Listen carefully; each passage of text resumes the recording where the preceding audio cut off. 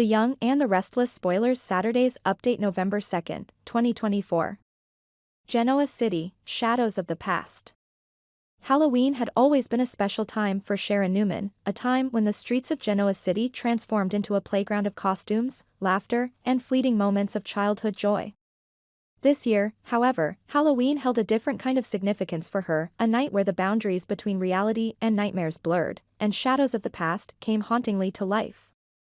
Sharon stood by her window, watching as children dressed as ghosts, witches, and superheroes darted from house to house, their laughter echoing in the crisp autumn air.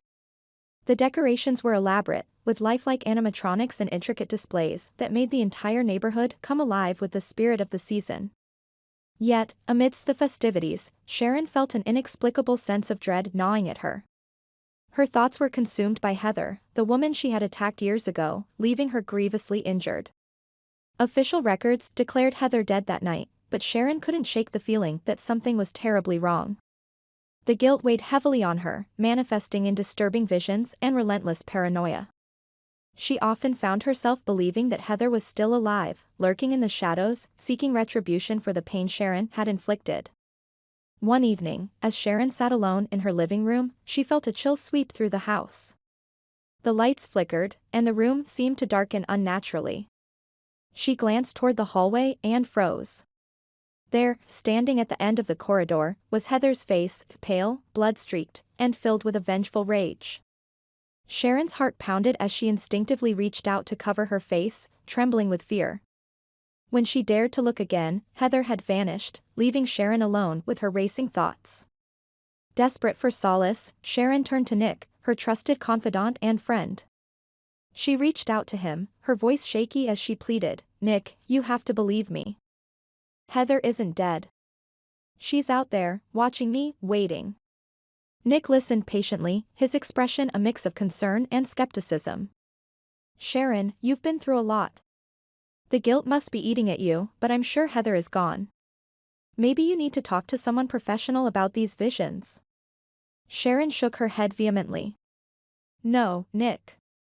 It's not just in my head. I can feel her presence. She's real, and she's coming for me." Meanwhile, miles away in the Abbott mansion, the tension within the family was palpable. Kyle Abbott and Diane Jenkins sat in Kyle's study, their faces etched with determination and frustration.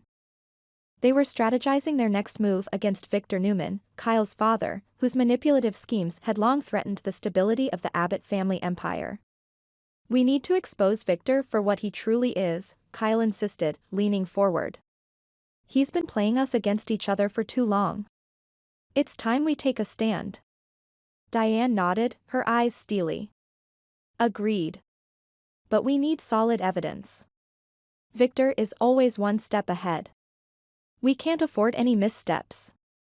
Their conversation was interrupted by a call from Lily Winters, who was embroiled in her own conflict with her brother, Devin. Lily and Devin had always had a tumultuous relationship, but recently, Devin had grown increasingly disapproving of Lily's lifestyle choices.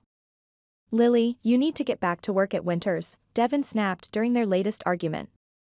"You're spiraling out of control, and it's affecting everyone around you." Lily retorted, "And what about your perfect little life, Devin?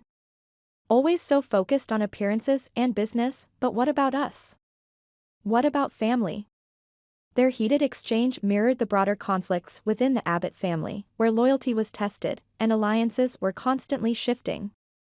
Kyle and Diane knew that defeating Victor would require unity and unwavering resolve, something that hadn't always been easy to achieve. Back in Genoa City, Sharon's paranoia deepened. Every shadow seemed to hide Heather, every creak of the house echoed with her footsteps. She couldn't escape the feeling that she was being watched, that Heather's spirit, or perhaps Heather herself, was relentlessly pursuing her. The fear was suffocating, making it impossible for Sharon to find peace. Determined to confront her fears, Sharon decided to stay in Genoa and face the troubles head-on, despite Nick's warnings. "I can't run away, Nick. If I leave, I'll never be able to fix this. I need to stay and deal with whatever is coming." Nick sighed, frustration evident in his voice. "Sharon, you're spiraling out of control. If you keep this up, you're going to end up in jail or worse." Please, let me help you. But Sharon was resolute. I appreciate your concern, Nick, but I need to handle this on my own.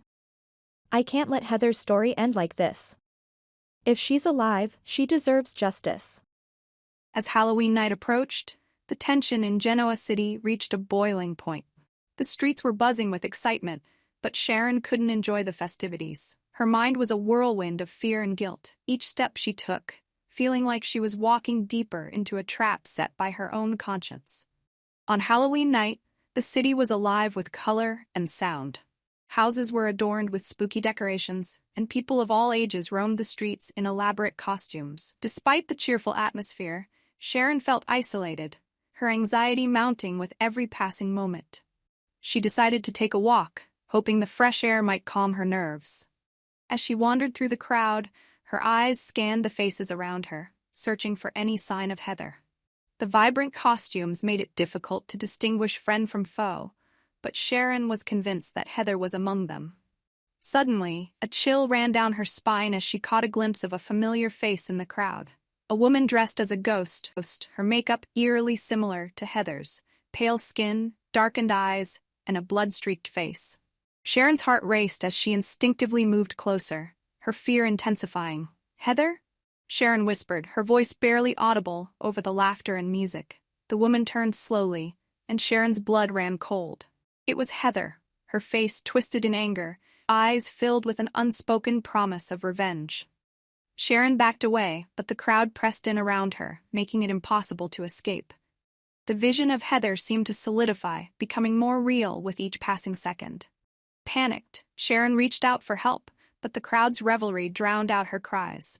She stumbled, falling to her knees as Heather's ghostly figure loomed over her. Sharon's vision blurred, the world around her fading as Heather's presence consumed her. "Sharon, you can't escape," Heather's voice echoed in her mind, a haunting melody of pain and anger. "You took everything from me. Now it's my turn." Sharon awoke with a start, drenched in sweat, her heart pounding in her chest. It had been just a nightmare, or had it? She glanced around, her eyes darting through the bustling crowd, but Heather was nowhere to be seen. The realization that her fears might be more than just figments of her imagination settled heavily on her shoulders. Determined to find answers, Sharon sought out the help of Victor, the man whose manipulative nature had long overshadowed the lives of those around him. Victor had always been a shadowy figure in Sharon's life, someone who thrived on chaos and control. Her relationship with him was strained, filled with unspoken resentments and unresolved conflicts. Victoria Newman, Sharon's daughter, had recently confronted Victor about his schemes to pit Billy and Adam Abbott against each other. She had warned him to stop his manipulative tactics, but Victor remained undeterred, preferring discord over peace.